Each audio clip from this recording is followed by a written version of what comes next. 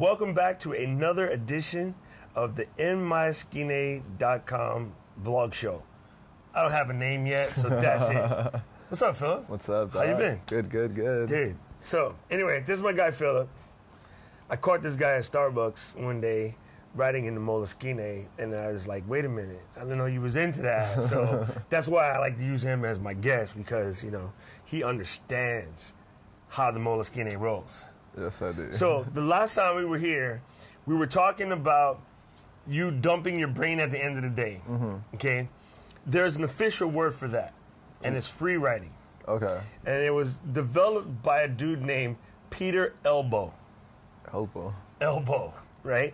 So you figure with a name like Peter Elbow, you either got to be really smart, really good at like MMA, or like a hella good athlete, because you're about to get beat down on a daily basis.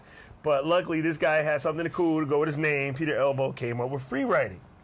Okay, so you were describing to me the last show about how you like to dump your brain at the end of the day. Tell me a little bit about that, and then I'm explaining to you how that fits the free writing concept. Okay, so basically what I do is every night before I go to sleep, I'll try and think of things that didn't quite go the way that I wanted it to go throughout the day, and like I'll rewrite it as if it did go like how I wanted it to go. Ah, yeah, that's the reframing. Yeah, a lot of that's the term for that, right? Reframing. Reframing, like whatever happened.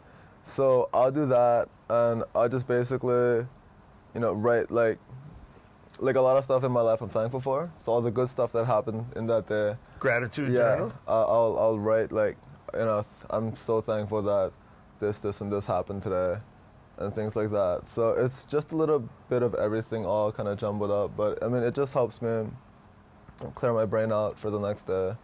Nice. Well, actually, in this guy right here, the Jumbo, the Jumbotron, this is all of my Moleskines. I call him the Jumbotron. I have a section in here, which is basically my journal. And also what I like to do is what's known as free writing, which is sort of like this page here. I can show you because you can't read it. If you could read it, I wouldn't show it to you. Because it talks about, you know, big girls and, no, I'm just joking. Basically, what Peter says is anytime as a writer or even a student, this is really good if you're in school, when you're tasked to write a paper and you don't really know what it's about, he's like, sit down on a piece of paper, sit down on a piece of paper, sit down with a piece of paper. And the reason why I like the Moleskine, because the papers don't come out, you can go back to it later and see how you've progressed. Anyway, you write down the topic or the subject matter at the top of the page, and for 3, 5, 10, 15 minutes, you just let it out. And it doesn't matter if you go off topic, you just want to get back to the topic as soon as you can, but you write everything that comes to mind. Just let go. And, you know, it's called keep the pen moving. You know, you'll see that a lot of times there'll be like, you'll see someone writing about free writing, and the common statement there is keep the pen moving. So I normally do it for 10 to 15 minutes. I set a timer on the iPad here, or prior to that, I had a little, you know, sand dude. You turn it upside down. And I would just sit down and I would just start writing. And, you know, it's funny. At first, when you first start doing it, nothing seems to come out. Yeah. But once it goes, you can't stop. It's just like going. So we could be talking about boomerangs, and you're writing about, like, I don't know why the professor made me write this stupid paper about boomerangs. Who the fuck knows anything about boomerangs? That guy's such an idiot, blah, blah, blah. And you're just going. It's like, freaking, you know, all I know is boomerang come from Australia, and maybe it's Aboriginal.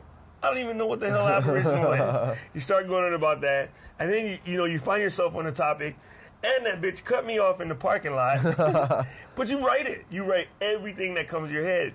But as soon as you can, you try to get back on point. And you'd be surprised. It gets you going, and now you know, like, creatively where to go look for the rest of the answers. Yeah, like on that point, it's really interesting because when I first bought the notebooks, I didn't think I'd be writing as much as I was, but after a few sessions, like, I don't have a timer or anything. You mean writing sessions? Yeah, writing, yeah. Because in Hawaii, session means like session where with a dude being straight up the brain.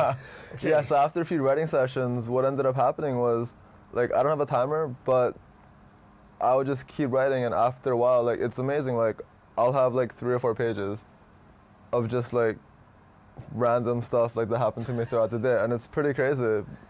And so, I mean, yeah, like once the pen starts moving, like it doesn't really stop. It just doesn't stop, right? It's kind of like, you know, when okay, I've been a DJ. For the people that don't know, I've been DJ for a while. We were back in the days when I was doing mobile. You used to go to this thing, you go to the dance, everyone's standing on the wall. Mm-hmm. You finally get that first couple to go, and then everyone's dancing. And then when they say, okay, hey, you got to stop the music, you turn it off, people yell at you. I was like, you guys wasted like 30 minutes standing on the wall, and now you're mad at me, I got to turn the music off. It's almost the same thing, though. Do you ever go back and read the stuff that you've written? Do you refer to that at all, or do you just kind of like go forward? I don't usually go back to Really? Yeah. Unless it's for a blog post. Like if it's my daily just like brain flush, I don't go back on it. You know, one thing I've discovered about my brain flush, because prior I hadn't been going back and read it, honestly. And then I read this book by a guy named Jen Rohn, who recently passed away, and he was famous for training for like multi-level marketing, like how to do multi-level marketing businesses. And I don't know how I ran into this, but he has a book called like How to Write a Journal. And I was intrigued because, well, I've been buying journals left and right. I'm like, let me see what this is about. He said, go back and look at some of the stuff you wrote like 6 months ago and notice your natural progression in you, like how you've grown. Okay, that makes sense. It's a good way to kind of go back and gauge where you have gone as a writer, a creative person, a barista, you know, like wannabe pimp, scientist, whatever. So since then, I have been trying to get more journalistic with my writing, to just explain what happened that day, like you said, how it could have gone better, ideas for the future, and like, you know, missed opportunity for a good comeback when like the cop says something to you and you know you had a chance to give him a wise ass answer but you missed it, you thought about it later. It's in my head. Next time they ask me some stupid shit, I can answer them. You know, so, and I basically find that through free writing, just getting that, like you said, getting the day off of your chest, I've been able to get a lot done with this, and it's really starting to help me out. So now my free writing is about how to get this book kick-started. And what book is that? I'm entering the NaNoWriMo, which is the National Novel Writing Month. Okay. I have the month of November to try to write 50,000 word novel. And so what is 50, like how many pages does that come out to roughly? I think it's about 200, 220 some odd. Okay. Well, what they say is 750 words is a page. I mean, sorry, 750 words is 3 pages, according to... Like just on average? Like on average. Okay. And I have been using a service called 750words.com, which lets you get there and just sort of type it out.